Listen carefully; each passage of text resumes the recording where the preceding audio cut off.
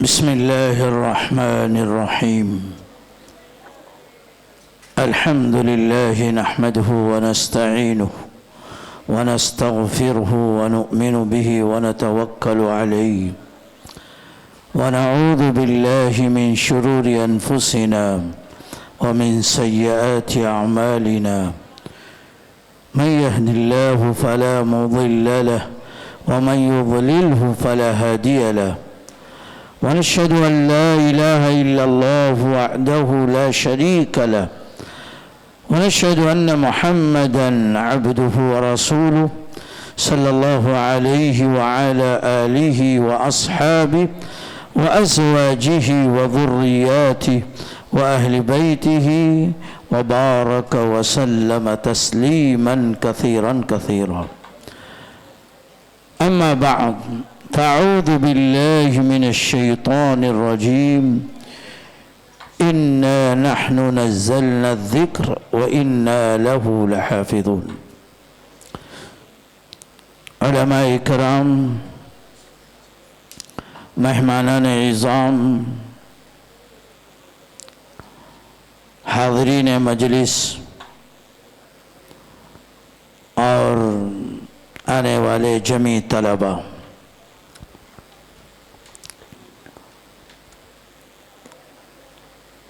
Programme کو دیکھ کر بڑی مسرت ہو رہی ہے. ایسے پروگرامات صرف ایک ہی جگہ نہیں بلکہ مختلف جگہوں پر ہونے چاہیے، اور اس کا پرچار بھی اچھے انداز سے ہونا چاہیے. اس کے ایسے پروگرام میں ہمیں بہت بڑا ایک سبق ملتا ہے. اب یہاں کتنے لوگ ایسے بیٹھے ہیں جنہوں نے قرآن کے تعلق سے اتنی باتیں شاید نہ سنی ہے، نہ ان کو اتنا موقع ہے جاننے کا. اس طرح کے پروگرامات اگر ہوتے رہیں تو اس سے ایک اچھی معلومات قرآن کی ہمیں ملے گی. اور ہم سب جانتے ہیں اللہ تعالیٰ نے اس کلام پاک کو ہماری رہنمائی کے لیے اتارا ہے. بڑی بڑی کتابیں اس سے پہلے آئی، رسالے آئے، پیغامات آئے، لیکن کسی کتاب نے اس کا مقابلہ نہیں کیا، نہ کوئی مقابلہ کر سکتا ہے. اس لیے کہ اللہ تعالیٰ نے اس کلام میں خصوصی طور پر اس بات کو واضح کر دیا، اِنَّا نَحْنُ نَزَّلْنَا الذِّكْرَ وَإِنَّا لَهُ لَحَافِظُونَ. ہم نے قرآن پاک کو اتارا ہے اور ہم اس کی حفاظت بھی کی ہے اور کر رہے ہیں. کس کس طرح سے اس کی حفاظتیں ہوتی ہے آپ سب دیکھ رہے ہیں اور جانتے ہیں. مجھے یاد ہے آج سے کئی سال پہلے ایک پروگرام ہماری اس بھٹکل کی سرزمین میں ہوا تھا، نابینا حفاظوں کا.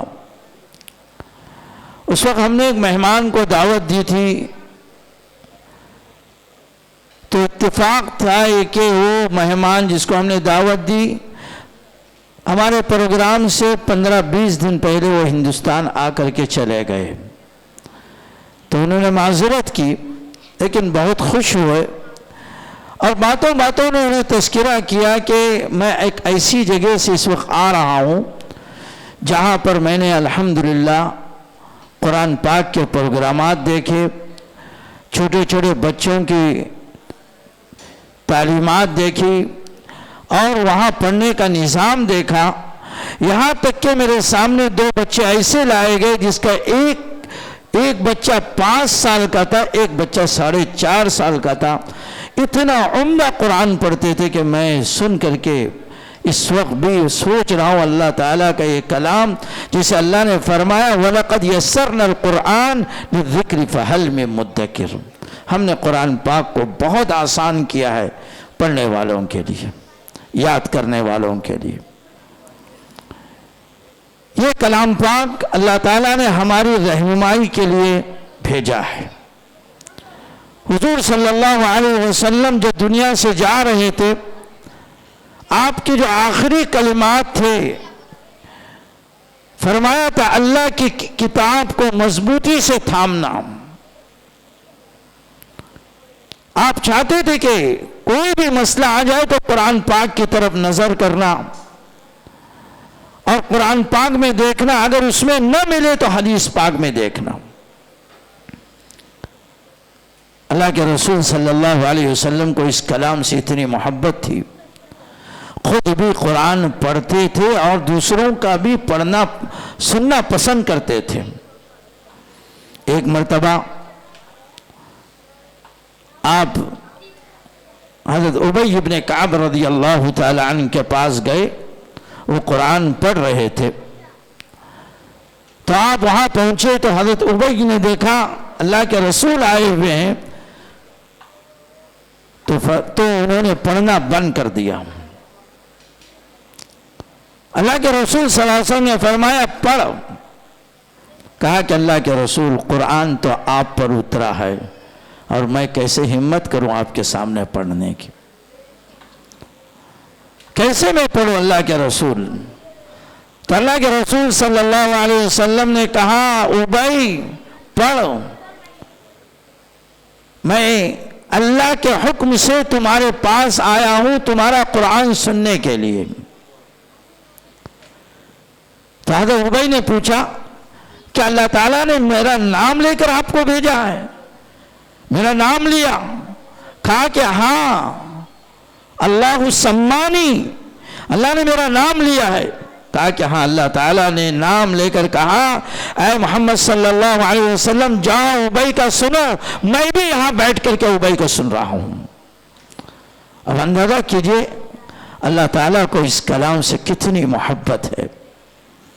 اس سے پہلے بہت سی کتابیں آئی، رسالے آئے، پیغامات آئے، لوگوں نے اس دور کے اس قوموں نے اس کو بدل دیا، تبدیلی کی، خواہشات نفسانی کو اس میں بھر دیا، لیکن اللہ کا کلام جو قرآن پاک ایک ایسی کتاب ہے جس کی حفاظت کی شروع سے اللہ تبارک و تعالیٰ نے ذمہ داری لی ہے، اور قیامت تک اللہ تعالیٰ کی ذمہ داری پر وہ قرآن اسی طرح سے پہلے گا جس طرح سے پہل رہا ہے۔ میں ابھی صبح ایک حدیث پڑھا رہا تھا تو میں نے دیکھا کہ ایک حدیث پاک میں تذکرہ ہے سورہ یاسین اور سورہ طٰہٰ کا، تو یہ دو سورتوں کا تذکرہ ہے، اور اس دو سورتوں کے بارے میں آتا ہے کہ جب فرشتوں نے سنا یہ دو سورتیں جس کو حضرت آدم علیہ السلام کی پیدائش سے 2000 سال پہلے اللہ تعالیٰ نے فرشتوں کو سنایا تھا، 2000 سال پہلے۔ اب اندازہ کر سکتے ہیں آدم کی پیدا ہونے سے پہلے، اب اندازہ کیجئے قرآن پاک اللہ نے کب اس کو لکھا، اور پھر اس کا سلسلہ جو اللہ تعالیٰ نے حضور صلی اللہ علیہ وسلم پر جاری رکھ کر کے 23 سال میں، مدینے کے مکے کے 13 سال اور مدینے کے 10 سال، 23 سال میں اللہ نے پورے قرآن پاک کو اتارا۔ یاد رکھیے قرآن پاک جس طرح سورتوں میں اور پاروں میں ہے، یہ پوری ترتیب اللہ تعالیٰ کی دی ہوئی ہے۔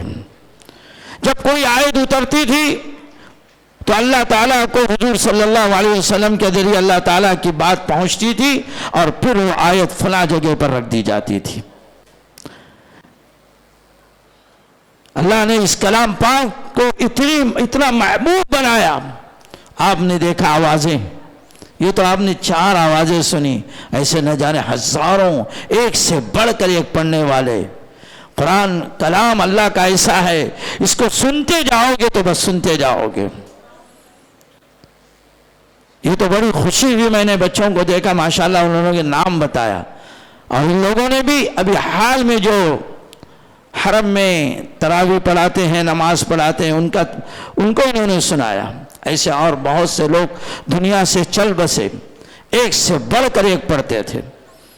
آپ نے قاری باسط کا بھی نام سنا ہوگا، کتنا زبردست یہ حال تھا کہ جب ان کو کوئی سنتا ہے، آج بھی سنتا ہے، تو بدن کی عجیب سی کیفیت ہوتی ہے۔ یہ اللہ کا کلام۔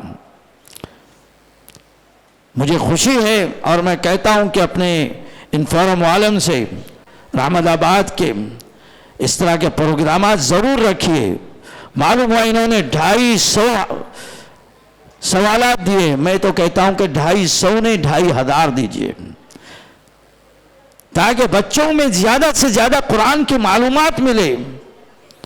ایک بچہ اگر حافظ ہو رہا ہے تو اس کو اس کے قرآن کی معلومات بھی معلوم ہونی چاہیے، یہ نظام بنے، ورنہ پڑھا ہے اس کو خود نہیں معلوم یہ وحی کیا ہوتی ہے، مدنی سورت کیا ہوتی ہے، مکی سورتیں کیا ہوتی ہے۔ آج بھی بہت سے لوگ اس سے ناواقف ہیں۔ آیتوں کے تعلق سے مجھے بہت خوشی ہوئی، آیت نمبر بھی بچوں نے بتایا اور سورے بھی بتایا، یہاں تک کہ آیت کو بھی پڑھ کر کے دکھایا، بہت بڑی بات ہے۔ تو میرے عزیزوں، اللہ تبارک و تعالیٰ کی ایک دین ہے ہمارے لیے، اللہ نے جو ہمیں یہ کلام عطا کیا، تمام کلاموں میں افضل، اور ہم کو جو اللہ تعالیٰ نے بنایا ہے، نہ جانے کتنی اللہ تبارک و تعالیٰ کی نسلیں اور قومیں ہیں، سب میں افضل اللہ نے ہم کو بنایا۔ یہ ایک تو انسان ہونے کے ناطے جتنی مخلوقات ہیں سب مخلوق میں افضل انسان ہے، اور پھر اللہ کا شکر ادا کرتے ہوئے ہم کہیں کہ اللہ تعالیٰ نے ہمیں مسلمان بنایا، اسلام کی دعوت سے نوازا۔ من قال لا الہ الا اللہ دخل الجنہ، ایک مرتبہ بھی اگر خلوص کے ساتھ کسی کی زبان سے لا الہ الا اللہ نکلے گا تو انشاءاللہ ثم انشاءاللہ اس کے لیے جنت کا دخول اللہ کی طرف سے ہو جائے گا، بشرط کہ ایمان مرتے دم تک رہے۔ یہ اللہ کی طرف سے ایک دین ہے۔ ہم سب چاہتے ہیں، ہم دنیا میں آنے کا مقصد صرف اور صرف اللہ کی رضامندی ہے، ہمیں جنت بھی ملے گی تو اللہ کی رضامندی سے ملے گی۔ جب تک اللہ راضی نہ ہو ان تمام چیزوں سے انشاءاللہ امید ہے اللہ بہت خوش ہوگا۔ جیسے حضرت ابی بن کعب سے اللہ تعالیٰ نے فرما بھیجا، اے ابی، اے محمد صلی اللہ علیہ وسلم جاؤ ابی کے پاس اور ابی کا قرآن سنو۔ اس سے معلوم ہوتا ہے جتنے لوگ قرآن پڑھتے ہیں اللہ تبارک و تعالیٰ ان کا قرآن سنتا ہے، اللہ کو محبت ہے اس کلام سے۔ اس لیے دیکھیں دنیا میں کس طرح سے قرآن پاک کو پڑھا جاتا ہے۔ ہم نے ایک جگہ کے بارے میں سنا، جب وہاں پر حالات آئے، قرآن کو جلایا گیا، قرآن کے ساتھ بدتمیزیاں کی گئی، لوگوں کو قرآن سے دور رکھا گیا، اللہ تبارک و تعالیٰ نے ان کے دلوں میں قرآن رکھا، ان کے لیے قرآن کا نظام کیا۔ ہاتھ میں قرآن نہیں تھا، نہ جانے کیسی جگہوں پر، کہیں کھنڈرات میں جا کر، کہیں گھروں میں جا کر، کہیں اور جگہ جا کر بیٹھ کر لوگوں نے ان کو خالی قرآن پڑھایا، یاد کرایا، حافظ قرآن بنے۔ جب ان کے ہاتھ میں قرآن دیا گیا وہ قرآن دیکھ کر پڑھ نہیں پا رہے تھے، ان کو ہی نہیں معلوم تھا قرآن کا کون سا لفظ کون سے پارے میں ہے، ان کو اس کا کوئی علم نہیں تھا، بس قرآن یاد تھا اور بہترین قرآن پڑھتے تھے۔ یہ اللہ تبارک و تعالیٰ نے اس قرآن کو اس طرح آسان بنایا ہے۔ ہمیں جو قرآن سے محبت ہونی چاہیے، میں تو ہر لڑکوں سے کہتا ہوں، ہر گھر والے سے کہتا ہوں، اللہ کے لیے کہتا ہوں کہ اپنے بچوں کو حافظ قرآن بناؤ، یہ بہت بڑا ذریعہ ہوگا۔ آج ہی میں نے حدیث اپنے بچوں کو پڑھائی کہ اللہ کے رسول صلی اللہ علیہ وسلم نے فرمایا کہ قرآن پاک جس نے یاد کیا اور پھر اس پر عمل کیا اس کا بدلہ جنت ہی ہے۔ اور مزید اللہ کے رسول صلی اللہ علیہ وسلم نے کہیں فرمایا کہ قرآن پاک جو حافظ قرآن بنے گا ان کے والدین کے سر پر ایسا تاج اللہ تبارک و تعالیٰ رکھوائے گا۔ آج 9 لاکھ میل اوپر سورج ہے، اگر تھوڑا تو نیچے آ جائے تو ہمارا زمین میں کھڑا ہونا مشکل ہو، ہمارے گھروں میں بیٹھنا مشکل ہو، اور اللہ کے رسول فرماتے ہیں وہ سورج نیچے آ کر کے اس تاج کا سامنا کرے تو تاج مان نہیں پڑے گا بلکہ سورج مان پڑے گا۔ ہمارے عزیزو اتنا زبردست اللہ کا انعام ہے، جب آپ ان کے والدین کو یہ اللہ تعالیٰ کی طرف سے انعام ہے تو اس بچے کو جو حافظ قرآن ہے اس کو کیا انعام ملنا چاہیے۔ اللہ تعالیٰ نے ہمارے اتنی بہترین انعام ایک عطا فرمایا ہے کہ بس ایک نیکی کرو، من جاء بالحسنہ فلہ عشر امثالہا، 10 نیکیاں لے جاؤ۔ اگر کسی کو پتا چل جائے ایک نیکی پر 10 روپیہ ملے گا، ایک کوئی کام پر 10 روپیہ ملے گا، تو تمام کام کو چھوڑ کر بس وہی کرنے لگے گا۔ دنیا کی محبت میں انسان کہاں سے کہاں پہنچ جاتا ہے، کہاں سے کہاں محنتیں کرتا ہے۔ لہذا آج اس پروگرام سے ہم یہاں یہ ارادہ کر کے اٹھیں کہ یہ پروگرام ہمارے لیے اس وقت انشاءاللہ فائدہ مند ہوگا، ذریعہ آخرت ہوگا کہ میرے بچے جو ہمارے بچے ہوں یا پوتے ہوں، نواسے ہوں، ہم ان بچوں کو حافظ قرآن بنائیں گے۔ جب تک یہ بچے حافظ قرآن نہیں بنیں گے ہم اس کو نہیں چھوڑیں گے۔ کچھ کر کے جاؤ، کچھ بنا کے جاؤ۔ ہم سب جانتے ہیں موت لکھی ہوئی ہے، ہمارے سامنے موتیں ہو رہی ہے، ایک دن ہم کو بھی کوئی اٹھا کر کے لے جائے گا، ہم بھی چلے جائیں گے، قبر میں ڈال دیے جائیں گے۔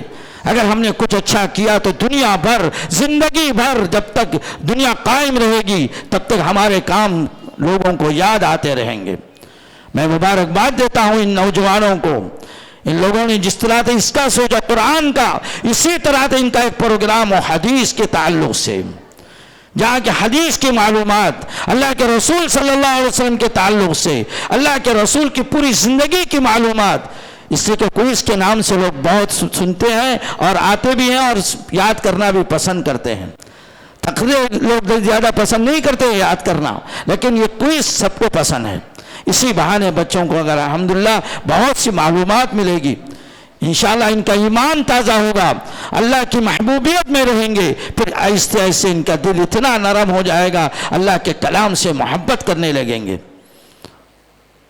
جب اگر ہم اس کو پس پوش ڈالیں گے اور اس کا خیال نہیں کریں گے، اس طرح مولانا نے 2 لڑکوں کے بارے میں تذکرہ کیا، یہی پھر وہی ہوگا، ہمارے بچے بھی اللہ حفاظت فرمائے، نہ جانے کہاں جائیں گے اور کیا کریں گے، ہم کچھ نہیں کر سکیں گے۔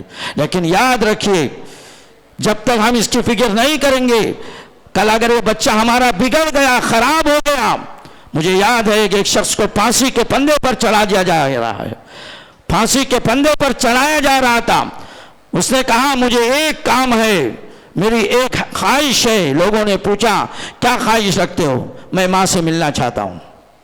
کہا کہ ماں کو بلاؤ، لایا گیا، قریب میں بٹھایا گیا، بتاؤ کیا بات کرنا چاہتے ہو؟ اس نے کہا نہیں ایسے نہیں بات کروں گا، میں ماں کے کان میں بات کروں گا۔ تو ماں کو قریب کر کے اس کے کان دیا گیا، تھوڑی دیر ہوئی نہیں اس نے ماں کے کان کو کاٹ دیا۔ تو لوگوں نے پوچھا یہ تم نے کیا کیا اپنی ماں کے ساتھ؟ کہا کہ آپ کو تو احساس ہو رہا ہے کہ ماں کے ساتھ میں نے کیا کیا، مجھے معلوم ہے میں نے ماں کے ساتھ برا کیا، لیکن یاد رکھیے یہی ماں ہے جو میرا پہلا مدرسہ ہے، جس کی گود میں میں کھیلا ہوں، جس کی گود میں نے پرورش پائی ہے، جس نے مجھے بڑا بنایا ہے، جس نے مجھے ہر وقت خیال رکھا ہے، خود بھوکے رہ کر کے مجھے کھلایا ہے، خود اپنی نیندوں کو حرام کر کے مجھے سلایا ہے۔ لیکن جیسے میں بڑھتا گیا اس کی ذمہ داریاں جو تھی اس نے چھوڑ دی۔ میں چوری کر کے لا کے ماں کو کھلاتا تھا، ماں کبھی نہیں پوچھتی تھی۔ میں حرام کماتا تھا، ماں کبھی نہیں پوچھتی تھی۔ رات کے 2 بجے میں گھر میں آتا تھا، ماں نہیں پوچھتی تھی۔ ماں کو صرف پیسہ اور دولت چاہیے تھی۔ اگر ماں مجھے ٹوکتی، ماں مجھے روکتی، ماں مجھے بتاتی، میرے اوپر تھوڑی سی ذمہ داری سنبھالتی، تو آج یہ حالت نہیں آتی۔ میں سب کے سامنے آج ذلیل ہو رہا ہوں، تم سب لوگ دیکھ رہے ہو میں پھانسی کے پندے میں چڑھ رہا ہوں۔ اگر ماں تھوڑی سی فکر کرے اپنے بچوں پر تو کوئی بچہ بگڑ نہیں سکتا۔ اس نے یہ باتیں کہی، میں اسی لیے مجھے احساس ہو رہا ہے کہ ماں نے میرے اوپر سختی نہیں کی، نرمی کی، جس کے نتیجے میں نے ماں کے کاٹ دیے۔ کل اللہ کے دربار میں بھی جا کے میں یہی بات اللہ سے بھی کہوں گا کہ میں برا ہوا تو میں ماں کی وجہ سے برا ہوا ہوں۔ تو میرے عزیزوں ہماری ذمہ داری ہے، ہم چاہتے ہیں بڑا انجینئر بنے، ڈاکٹر، سب اپنی جگہ پر، لیکن سب سے پہلے اس کو اخلاق سکھائیے اپنے بچوں کو، دیندار بنائیے، یہ دولت کی ہوس میں، یہ دولت کی محبت میں ان کو دین سے دور نہیں کیجیے۔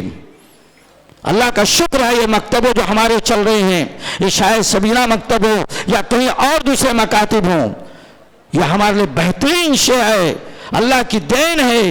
آج ماشاءاللہ بڑی خوشی ہوتی ہے ہمارے بچوں کے قرآن کو سن کر، ان کی فکروں کو دیکھ کر۔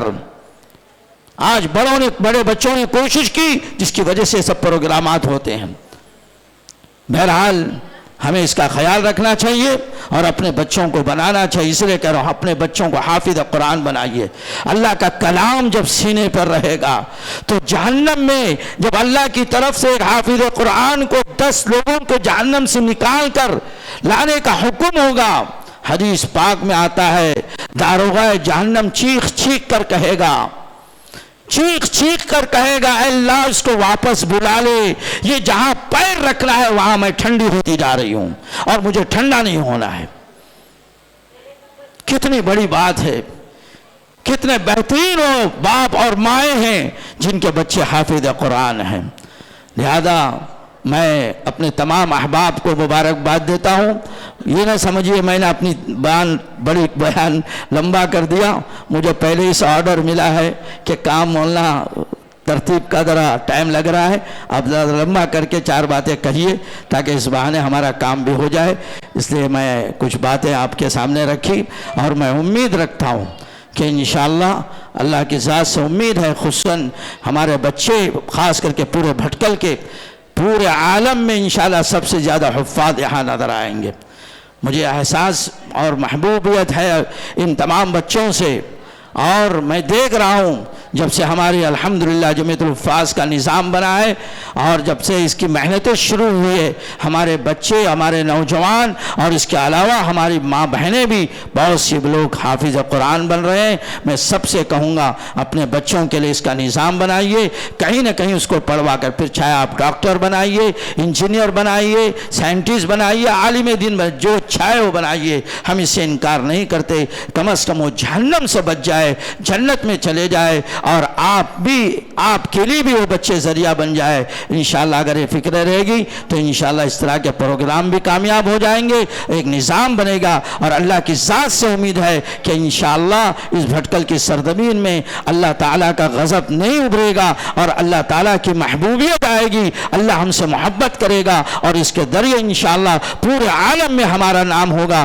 اللہ تعالیٰ سے دعا ہے اللہ تعالیٰ ہم سب کو اس پر عمل کرنے کی توفیق عطا فرمائے۔ وما علینا الا البلاغ، وآخر دعوانا ان الحمد للہ رب العالمین۔